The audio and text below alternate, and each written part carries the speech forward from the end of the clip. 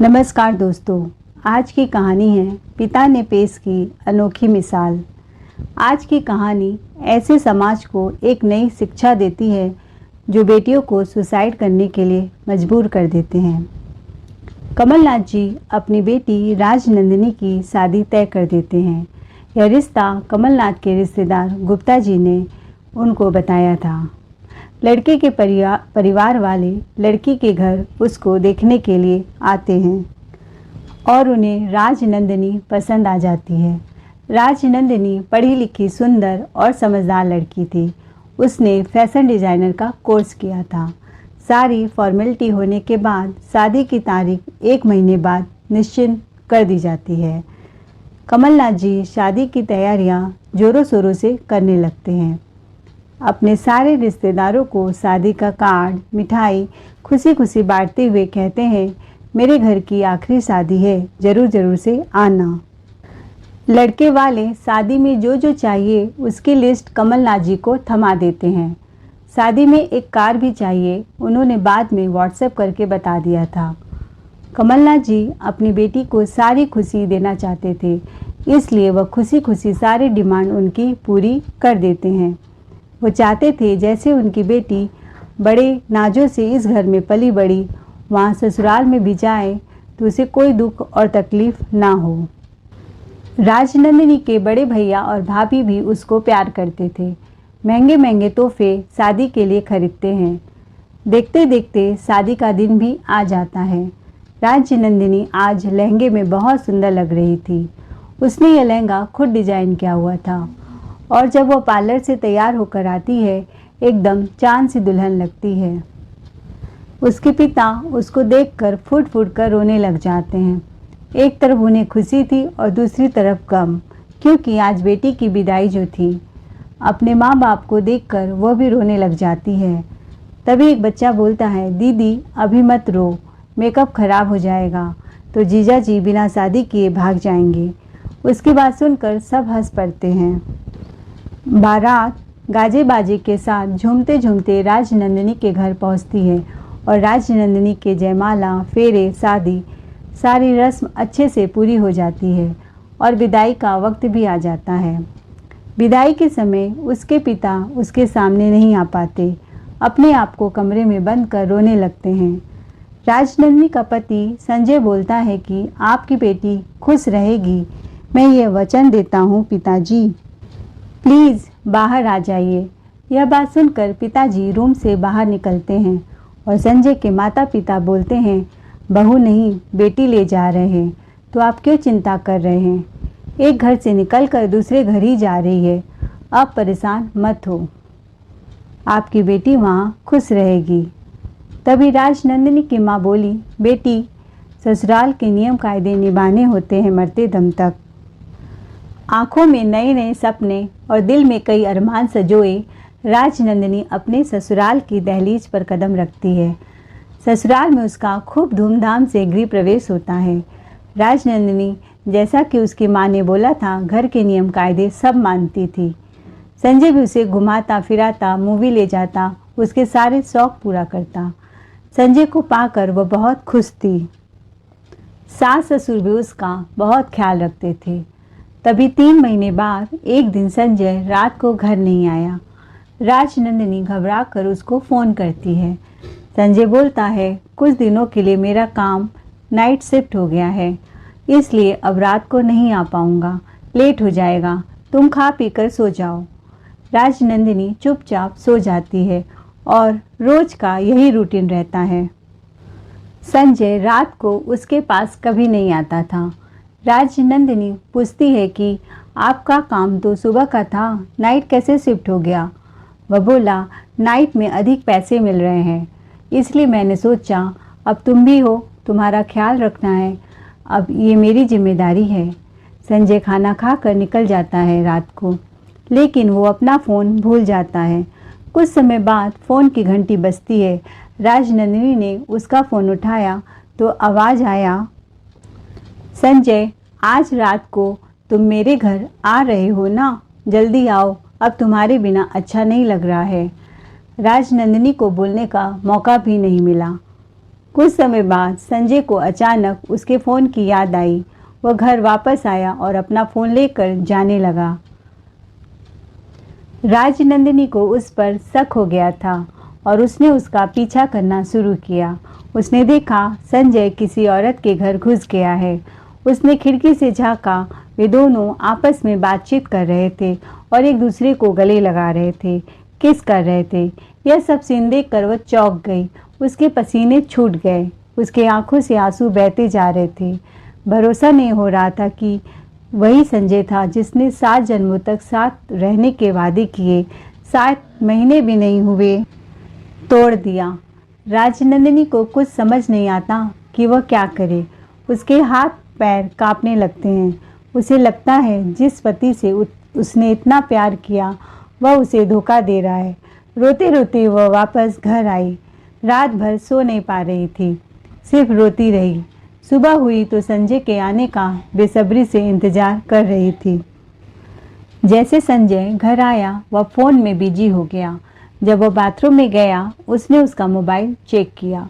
किसी लड़की का फ़ोन था जिसे वह रोज़ बात करता था और राजनंदिनी को कहता था कि वह मोबाइल में गेम खेल रहा है।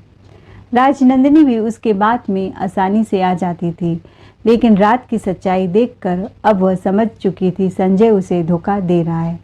वह चुप रहने वालों में से नहीं थी। राजनंदिनी निडर होकर बोली, सच सच बताओ, रात को रोज़ तुम कहाँ जाते हो? बताया तो था, ऑफिस जाता हूँ। आजकल नाइट शिफ्ट चल रहा है मेरा। झूठ मत बोलो, मैंने तुम्हें रंगे हाथों पकड़ा है। मैंने देखा है तुम कहाँ गए थे, किस औरत के घर। प्रिया नाम की औरत के संग आजकल खूब गपशप हो रही है।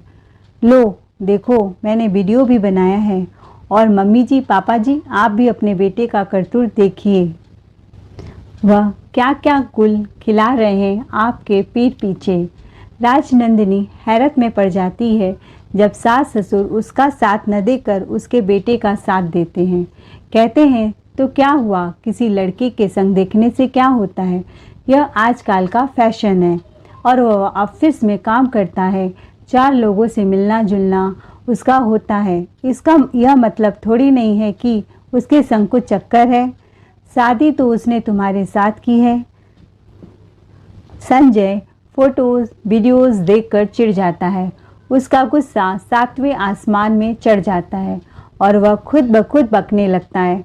हाँ, मैं मिलता हूँ लड़की से, मैं उसे पसंद करता हूँ। क्या कर लोगी तुम?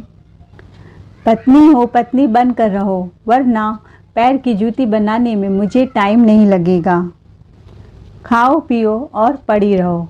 वह कुछ कह पाती, उसी समय उसके पापा का फ़ोन आ जाता है। पापा से बात करते करते थोड़ा रुआसी सी हो जाती है। पापा पूछते हैं, क्या हुआ बेटा, कुछ हुआ क्या? नहीं पापा, सब ठीक है, बस आप लोग की याद आती है। ठीक है बेटा, मैं तुमसे मिलने चला आऊँगा। नहीं पापा, आप मत आइए, मैं मिलने आऊँगी तो माँ से भी मिल लूँगी। दिन रात राजनंदिनी रोती रहती है। उसका किसी काम में मन नहीं लगता। कुछ दिनों बाद वह अपने पापा से मिलने गई। पापा को देखते ही दौड़े दौड़े उनके गले लिपट कर रोने लगी। पापा ने पूछा, क्या हुआ बेटा? तो उसने सारी सच्चाई पापा को बता दिया। अब वो डरने वाली नहीं थी। माँ पापा को जब सच्चाई पता चलती है तो उन्हें बहुत बड़ा झटका लगता है। उसके पापा बोलते हैं, संजय तो बोल रहा था आपकी बेटी को खुश रखूँगा, और क्या गुल खिलाए उसने। बेटा, एक बार इस रिश्ते को तुम फिर से मौका दो। मैं संजय को समझाता हूँ, अपनी तरफ से कोशिश करता हूँ। शादी ब्याह कोई गुड़ियों गुड्डों का खेल नहीं कि जब मन आए तोड़ दो। पापा की आंखों में आंसू थे क्योंकि उनकी बिटिया बहुत उदास थी और समझा बुझाकर सब माँ बाप की तरह उसको दोबारा ससुराल भेज देते हैं। राजनंदिनी बेमन अपने ससुराल वापस चली आती है। संजय का रवैया बिल्कुल बदलता नहीं। वह दिन ब दिन जल्लाद होता जा रहा था। उसने बहुत बुरी तरह पेश आता। कमलनाथ जी संजय के घर आते हैं और उसके माँ बाप को उसकी शिकायत करते हैं कि शादी के बाद समधी जी यह सब हरकतें शोभा नहीं देती। उसे अब एक का होकर रहना चाहिए। उसे समझाइए। संजय यह सब बात सुनकर चिढ़ जाता है। अपने नौकर से कहता है कमलनाथ जी को घर से धक्के मारकर निकाल दो। राजनंदिनी को 2 थप्पड़ जड़ देता है। कहता है तुम्हारी इतनी हिम्मत, मैंने तुम्हें पहले ही वार्न किया था कि इस मैटर में अपने पापा को मत लाना। एक बार हाथ उठाया तो उसका रोज का आदत हो गया। उसके माँ बाप भी कुछ नहीं बोलते। राजनंदिनी विद्रोह करती तो घर में कलह हो जाता। अब उसके खाने में भी पाबंदी लगा दी गई। कभी उसे खाना मिलता, कभी न मिलता। सारा काम उसकी सास करवाती, लेकिन किचन को लॉक कर देती। चोरी छिपे खाना कभी खरीद कर खाती तो वह भी उसको छीन कर फेंक देती। संजय एक रात को नशे में धुत एक लड़की को घर लेकर आया। राजनंदिनी को यह सब सहन नहीं हुआ तो वह लड़की पर चिल्लाने लगी। गुस्से में संजय ने उसे मारना पीटना शुरू कर दिया। राजनंदिनी ने अपने पापा को फ़ोन लगाया और रोते रोते सारी बातें बता दी। बोली, पापा दिन रात मुझे घर से निकालने की धमकी देता है। कहता है चुपचाप पड़ी रहो, मेरे कामों में टांग मत अड़ाओ, नहीं तो मैं तुम्हें घर से निकाल कर फेंक दूंगा। अभी जो जिंदा खड़ी हो मर भी नहीं पाओगी। दिन रात रोगी और डिप्रेशन में जाने में देर नहीं लगेगी। अपनी बेटी की ऐसी हालत कमलनाथ जी देख नहीं पा रहे थे। उन्हें समझ नहीं आ रहा था क्या करे। फिर दूसरे दिन कमलनाथ जी ने घर घर में कार्ड बंटवाया और साथ में मिठाई भी बंटवाया, पर इस बार शादी की नहीं तलाक की, और बैंड बाजा का इंतजाम किया और गुप्ता जी को भी ले आए। गुप्ता जी बोले, अरे यार वह तो तुम्हारे घर की आखिरी शादी थी, अब किसकी शादी कर रहे हो। उन्होंने गुप्ता जी को बताया अब शादी की नहीं तलाक की बारी है। दूसरे माँ बाप की तरह उनके चेहरे पर सिकन बिल्कुल भी नहीं था। अपने पड़ोसी रिश्तेदार सबको इकट्ठा कर लिया।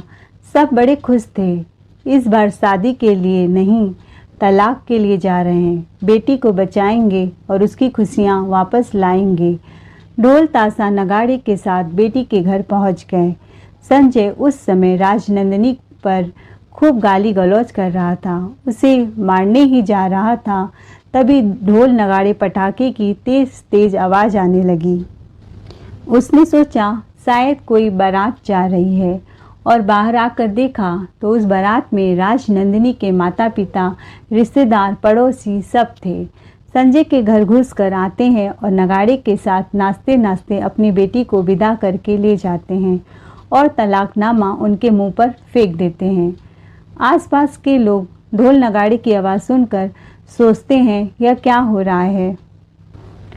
जब उन्हें पता चलता है कि राजनंदिनी के माता पिता गाजे बाजे के साथ अपनी बेटी को हमेशा के लिए ससुराल से मायके विदा करने के लिए आए हैं तो उनकी खूब तारीफ होने लगती है। पूरी सच्चाई उन्हें पता चलती है तो संजय के पड़ोसी उस पर थू-थू करने लगते हैं कि बहू पर यह लोग अत्याचार करते थे। सारी बातें सोशल मीडिया पर वायरल हो जाती है। सब जगह उसके पापा की भूरी भूरी प्रशंसा होती है। उनके पापा का मिसाल सब जगह पेश किया जाता है कि इन्होंने तलाक भी की तो धूमधाम से। बेटी उनके लिए कोई बोझ नहीं थी। बेटी को उन्होंने तिल तिल मरने के लिए ससुराल में नहीं छोड़ दिया, नहीं तो सच में वह बेटी आत्महत्या ही कर लेती। संजय और उसका परिवार आंखें फाड़ते देखता ही रह गया और वह कुछ नहीं कर पाया। वह चाहते थे कि राजनंदिनी घर में चुपचाप पड़ी रहे, गौ की तरह बस उनकी सेवा करती रहे, पर बूढ़े पापा ने पासा एकदम पलट दिया था। जाते समय राजनंदिनी ने संजय के मुंह पर थूक दिया कि तुम मुझे क्या छोड़ोगे, तुम्हारी क्या औकात है, मैं तुम्हें छोड़ती हूँ। अब हम लोग मिलेंगे सीधा कोर्ट में। मैं जा रही हूँ, तुम्हारा घर वो भी गाजे बाजे के साथ। मेरे पापा ने तो मेरा सर ऊंचा कर दिया। तुम सोचते थे कि बूढ़ा पापा अपनी बेटी को अब रख नहीं पाएगा। वो भी हंसते हंसते नाचते नाचते उस नरक से निकल गई। आज राजनंदिनी बहुत खुश थी।